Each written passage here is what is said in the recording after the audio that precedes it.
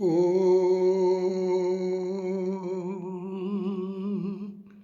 सहनावतु सहनौ भुनक्तु सह वीर्यं करभावहे तेजस्विनावधीतमस्तु मा विद्विषावहे। ॐ शान्तिः शान्तिः शान्तिः। So namaste everyone. Today my guest is Swami Nityananda Giri. So namaste Swamiji. Namaste. So Swami Nityananda, let me introduce my guest. He is a Kriya Yoga master in Shri Yukteswar tradition and astrologer, and of course, as usually, my questions based on his wonderful, very useful. I wish to emphasize not just wonderful, but very useful in the practical book. And the title goes like Kriya Yoga, the Science of Life Force. It's available in internet, so you can just purchase it in internet as well. And so let me open something like first chapter. And the question is about state beyond thoughts. Well, actually, it's a very famous idea in all kinds of meditation, like Kriya Yoga meditation, Vipassana meditation, even all kinds of modern esoteric traditions. They speak about state of mind, state of consciousness, intellect, whatever, beyond thoughts. But at the same time, of course, I have a bunch of questions regarding this. First of all, how to achieve this? And then, very common question, how can we, stay in society without thoughts? Or is it proper to say that we have,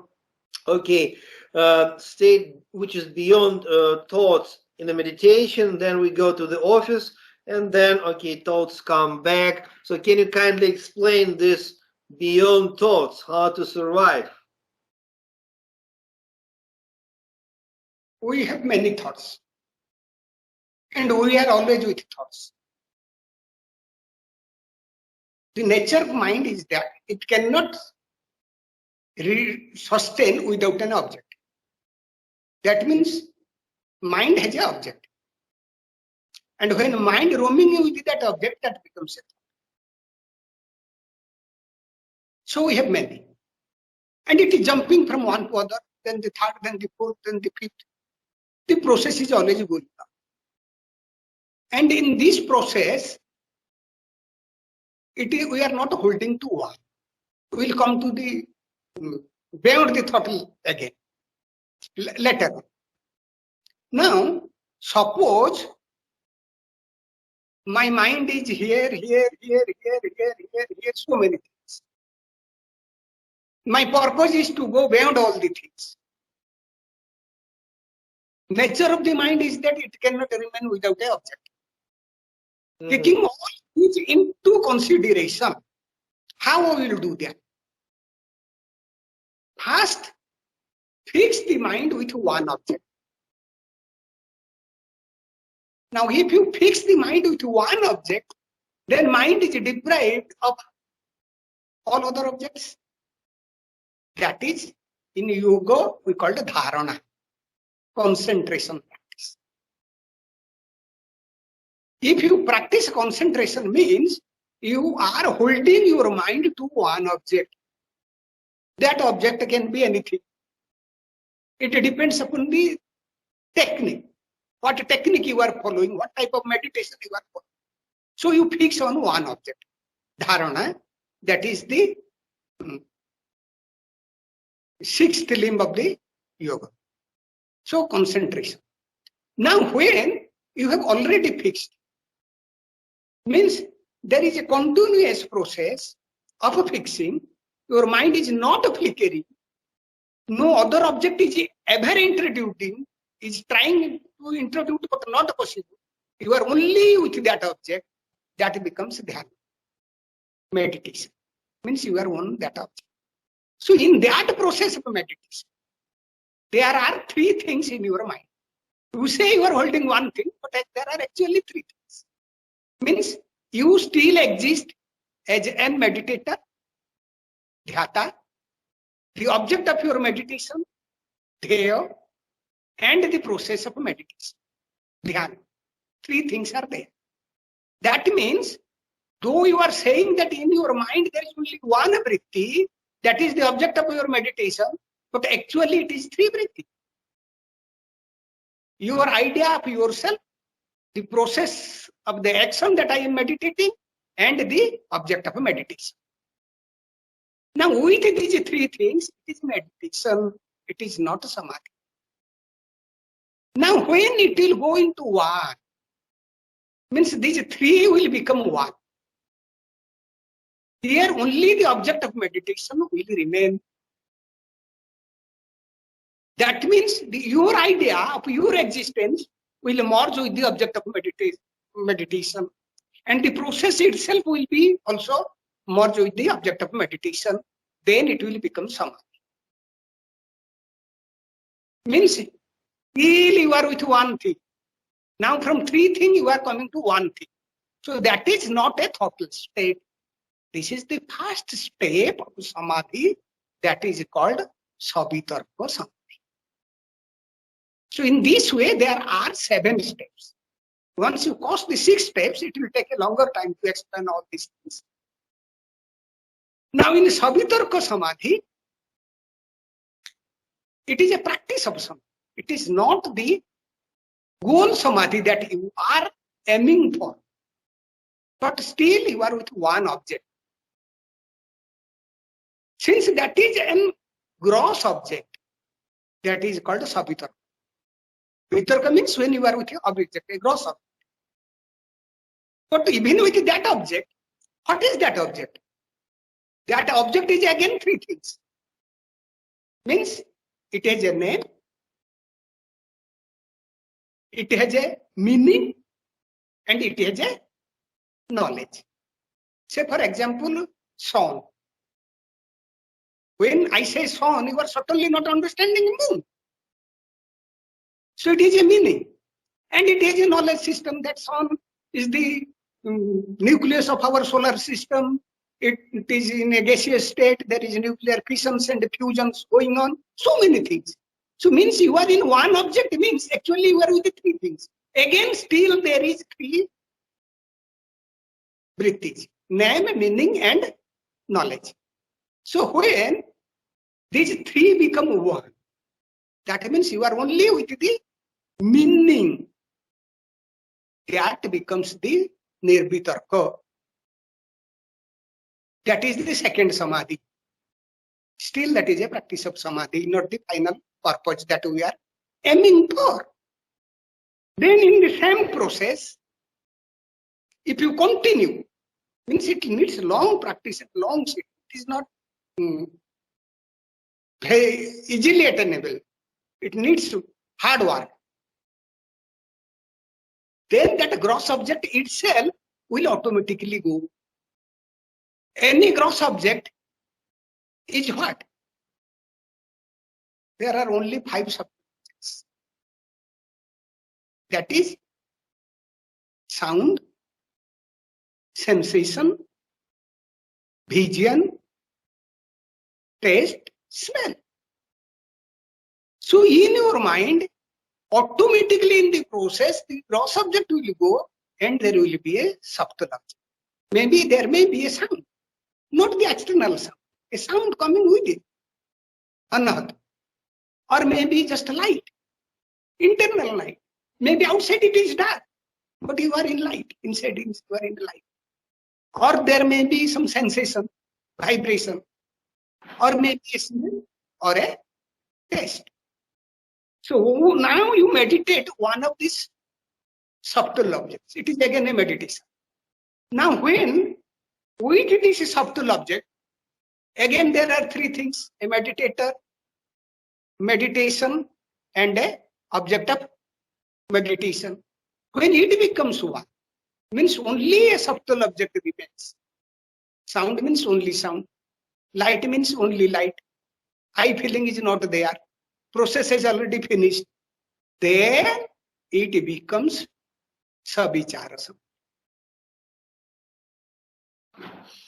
So can I just ask the question? You're always mentioning object of meditation, and I feel that quite many people are confused about it. And for example, some people say that according to Patanjali, maybe, let me ask you, any kind of meditation can be used. For example, I have a mobile in my cell phone, and if I meditate on my cell phone, or for example, I have other kind of object which is okay, picture of Mahadar Babaji, or maybe it's Ajna Chakra and the light of Ajna Chakra. What about proper object? Because it's like looks like it's a different result may come out.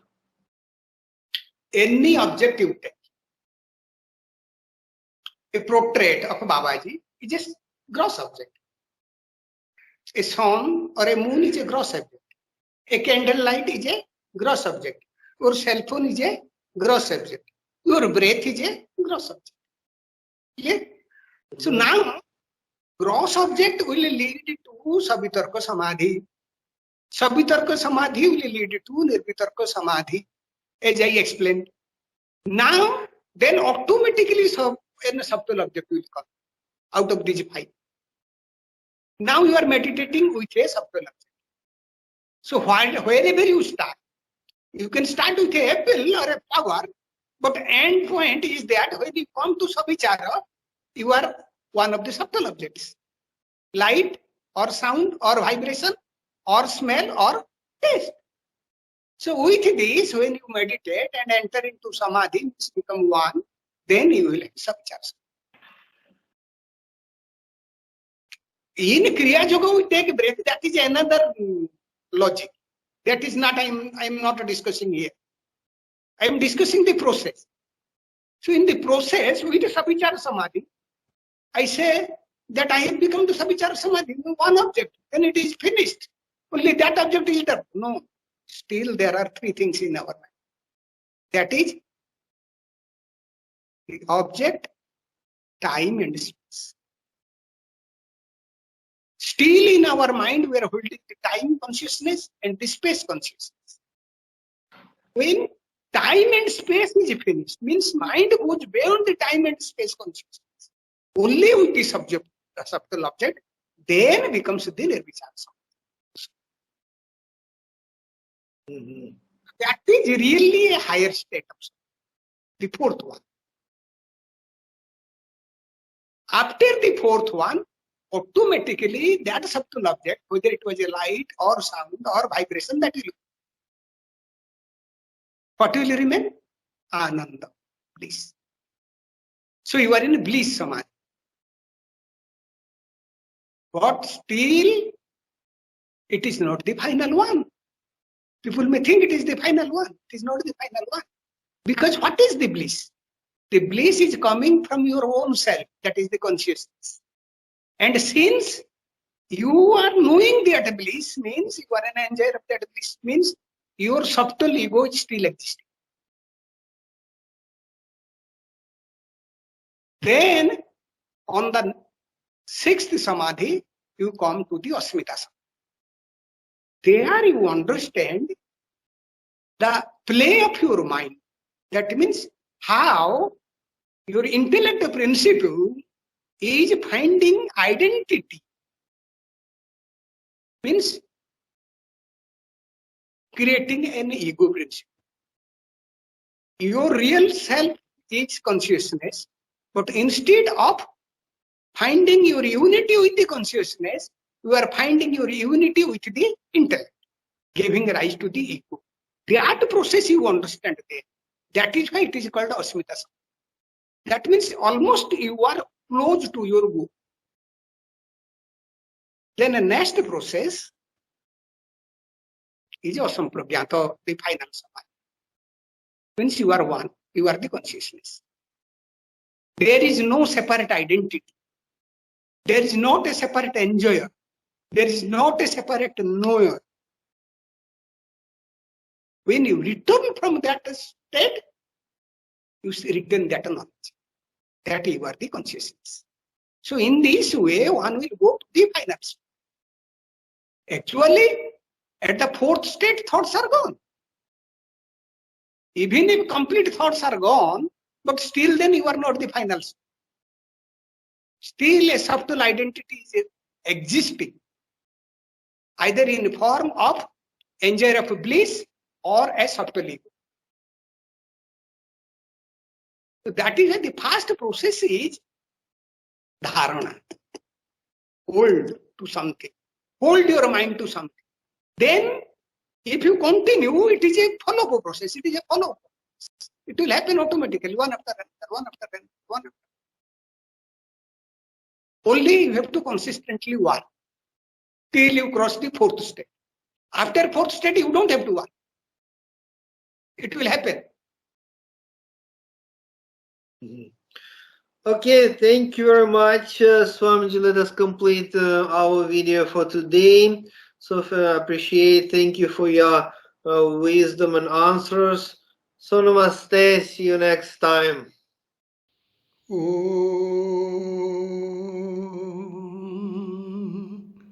Sahana vavatu सहनो भुनक्तु सह वीर्यं करभावहे तेजस्विनावधीतमस्तु मा विद्विषावहे ॐ शान्ति शान्ति शान्ति